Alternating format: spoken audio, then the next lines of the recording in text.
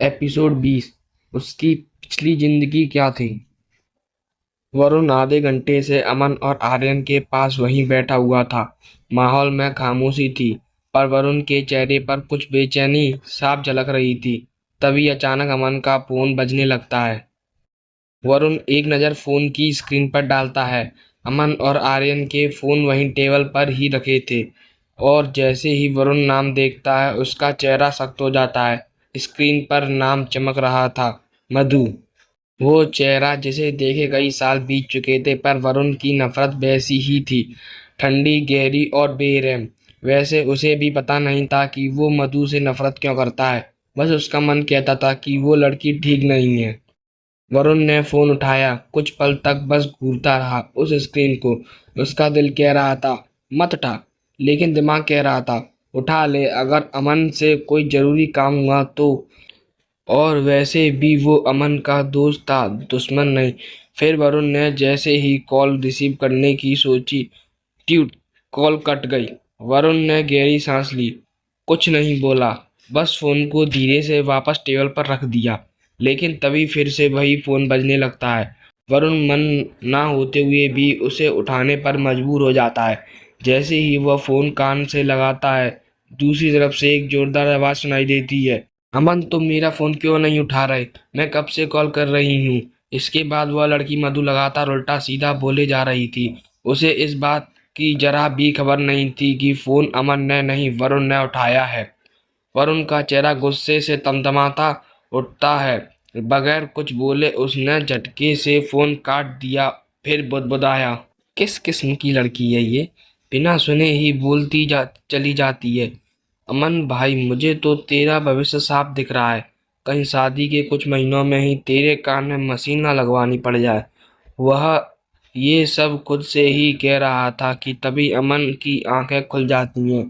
अमन की नज़र सामने बैठे वरुण पर पड़ती है तो मुस्कुराते हुए कहता है, अबे तू यहीं दरवाजे पर बैठा है, बढ़िया दोस्त निकला तू, चल अंदर चले। वरुण थोड़ा मजाकिया लहजे में बोला, और कितना अंदर जाएगा, अब क्या दीवार तोड़कर जंगल में घुसने का इरादा है। अमन जब ठीक से आंखें खोलकर अपने चारों तरफ देखता है तो थोड़ा भ्रमित होकर पूछता है, हम हैं कहाँ वरुण। वरुण शांति से जवाब देता है, हम कोठी में ही हैं, चिंता मत कर। अमन सिर खुजाते हुए बोला, ओ, वैसे मैं इस कमरे में पहले नहीं आया था, इसलिए समझ नहीं पाया। इस बीच आर्यन अब भी गहरी नींद में सोया हुआ था। वरुण उठते हुए कहता है, ठीक है, आर्यन को जाकर नीचे हॉल में चलते हैं, वहीं बैठकर आराम से बात करेंगे। इतना कहकर वह कमरे से बाहर निकल जाता है। नीचे हॉल में पहुंचने पर वरुण देखता है कि कार्तिक और ध्रुव आपस में कुछ गंभीर बातें कर रहे हैं। वरुण ध्रुव और कार्तिक की ओर मुड़ते हुए पूछता है, क्या हुआ, किस बारे में बातचीत चल रही है। ध्रुव मुस्कुराकर कहता है, अरे ये कार्तिक अपने गांव की लोकेशन मैप पर देख रहा था और जानना चाह रहा था कि हमारा गांव किस रीजन में आता है, तो मैं इसे वही समझा रहा था। वरुण कार्तिक को देखते हुए मजाकिया अंदाज से बोलता है, अरे तुझसे किसी ने वीजा मांगा क्या, जो इतनी टेंशन ले रहा है। कार्तिक मुस्कुराकर मना करता है। वरुण फिर हंसते हुए कहता है, भाई हम इंडिया में ही हैं, कहीं बाहर थोड़ी ना गए हैं। तभी ध्रुव बात संभालते हुए बोलता है, असल में दिक्कत ये है कि जब इसने लोकेशन चेक की तो मैप पर हमारी जगह सीधा समुद्र के अंदर दिखा रहा था। मैंने इसे बोला कि इस जगह की यही खासियत है, कभी ये जंगल दिखाएगी तो कभी समुंदर। यहाँ हमारे गांव के आसपास सैटेलाइट ठीक से काम नहीं करते, और इसी वजह से यहाँ के लोग भी टेक्नोलॉजी को ज़्यादा नहीं समझते या मानते। वरुण हंसते हुए कार्तिक की ओर देखता है और कहता है, तो इतनी सी बात ने तेरे चेहरे पर 12 बजा दिए। इतने में अमन और आर्यन सीढ़ियों से नीचे उतरते हुए हॉल में आ जाते हैं। ध्रुव तुरंत पूछता है, तुम दोनों ठीक तो हो, रात भर बारिश में भीगने से कहीं तबीयत तो नहीं बिगड़ गई। आर्यन जवाब देता है, नहीं, अगर और थोड़ी देर वहीं पड़े रहते तो जरूर हो जाती। वरुण के मन में कल रात की यादें घूमने लगती हैं। उसे बस इतना याद था कि वो गहरी नींद में सोया हुआ था, किसी सपने में खोया हुआ, फिर कार्तिक ने उसे उठाया था। अब वरुण सीधा अमन और आर्यन की तरफ मुड़ते हुए पूछता है, तुम दोनों सच बताओ, क्या वाकई ध्रुव और कार्तिक ने जो इल्जाम लगाया है मेरे पे वो सच है? क्या मेरी वजह से ही तुम्हारी तबीयत बिगड़ सकती थी? अगले ही पल अमन ने गुस्से में कहा, हाँ, सब कुछ तेरी वजह से हुआ है। वरुण ने हैरानी से पूछा, मेरी वजह से? पर कैसे?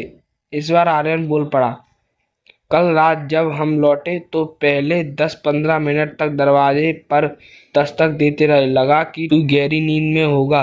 लेकिन जब दरवाजा खुला, अमन बीच में बोल पड़ा, तू सामने ही खड़ा था।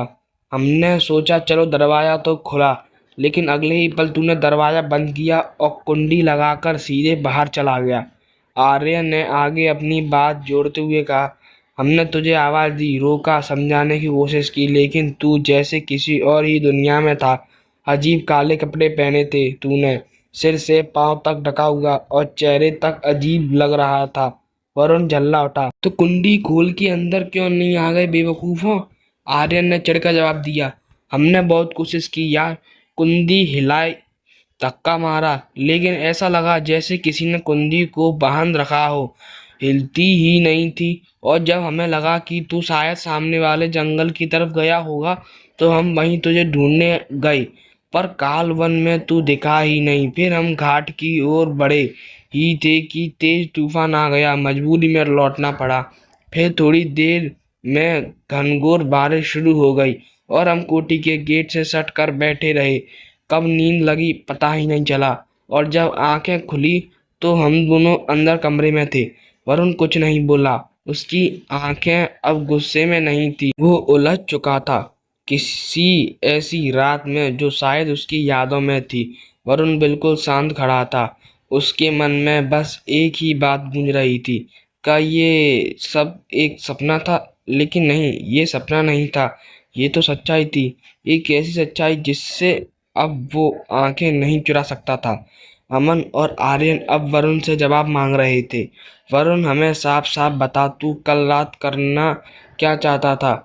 उनकी आवाज़ों में एक तीखी बेचैनी थी।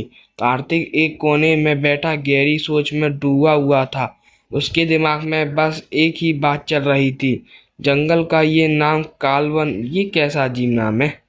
ध्रुव भी अब वरुण की ओर देखता है और गंभीर स्वर में पूछता है, वरुण, अब तो बता दे, तू आखिर चाहता क्या है? वरुण उन सबको एक नज़र अच्छे से देखता है, एक एक चेहरा, एक एक आंखें, फिर धीरे से कहता है, मुझे सच में नहीं पता कि कल क्या हुआ। मुझे बस इतना याद है कि मैं अपने कमरे में बिस्तर पर आराम से सो रहा था और फिर मुझे एक सपना आया। ध्रुव तुरंत उत्सुकता से पूछ बैठता है, सपना? कैसा सपना? अब कार्तिक, अमन और आर्यन की नजरें वरुण की ओर गहराई से टिक गई थी। उनकी आंखों में शक, डर और जिज्ञासा थी, क्योंकि जब से वरुण इस कोठी में आया था तब से उसने कुछ ज्यादा ही सपने देखने शुरू कर दिए थे। वरुण थोड़ी हिचकिचाहट के साथ, धड़कते दिल और कांपती आवाज में सपने की एक एक बात सबको सुना देता है। सन्नाटा, पूरा कमरा जैसे एक पल के लिए थम गया हो। सभी के मुंह हैरानी से खुले के खुले रह गए, सिर्फ ध्रुव को छोड़कर। ध्रुव को कोई हैरानी नहीं हुई, बल्कि उसके चेहरे पर एक अजीब सी परेशानी थी, मानो वो वरुण की हर बात को पहले से जानता हो या फिर कुछ छिपा रहा हो। लेकिन इस बार आर्यन ने सीधे सवाल दाग दिया। आर्यन तेज आवाज में कहता है, तो तेरे लिए उस डायन ने उन सबको मौत की नींद सुला दिया? वरुण धीमी आवाज में नजर झुकाकर जवाब देता है, हाँ। आर्यन फिर अपनी बात आगे बढ़ाते हुए कहता है, और उसने तुझसे वो चेन भी ले ली जो तूने दी थी और खुद अपने हाथों से तुझसे कह रही थी पहनाओ। वरुण धीमे से हाँ में जवाब देता है। आर्यन और गहराई से पूछता है, और उसने तुझसे खुद के अतीत के बारे में भी बात की? वरुण फिर एक बार सिर झुकाकर बस हाँ कह पाया। आर्यन अब लगभग ताना मारते हुए कहता है, अच्छा तो जरा उसका नाम तो बता। कुछ देर तक सन्नाटा रहता है। कार्तिक चौंकते हुए पूछता है, टाइनों के भी नाम होते हैं क्या? आर्यन हंसते हुए लेकिन चुभती बात करता है, अरे होते ही होंगे, और ये महाशय तो दो दो बार उससे मिल भी चुके हैं और शायद किसी ना किसी तरह बच भी गए हैं। सब लोग वरुण की ओर देखने लगते हैं। वरुण के पास आर्यन की इस बात का कोई जवाब नहीं था।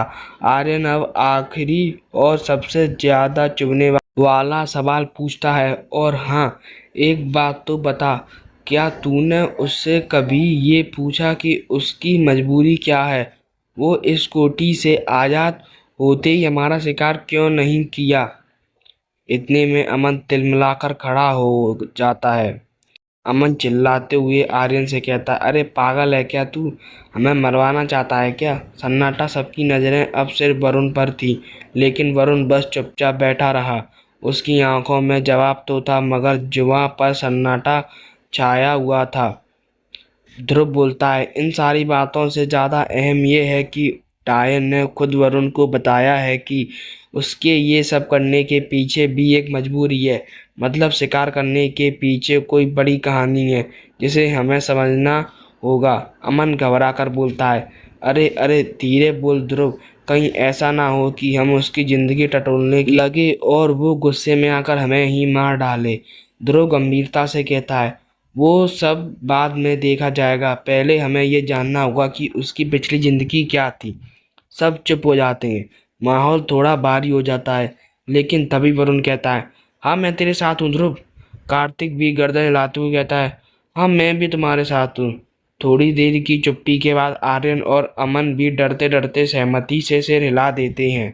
एपिसोड 20 समाप्त। यह हमारी कहानी यहाँ तक सुनने के लिए धन्यवाद।